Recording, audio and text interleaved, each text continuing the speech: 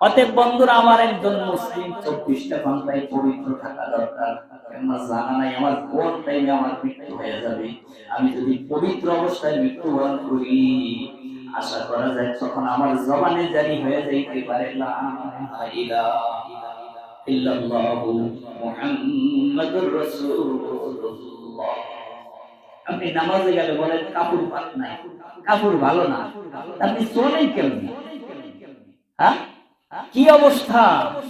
কেমন মুসলিম?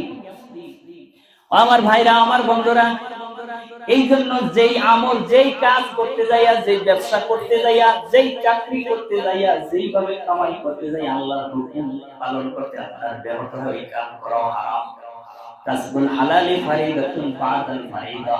আল্লাহর হাবিব বলেন, যেমনি ভাবে ইবাদত করা ফরজ, তেমনি ভাবে হালাল কামাই করা তোমার জন্য ফরজ।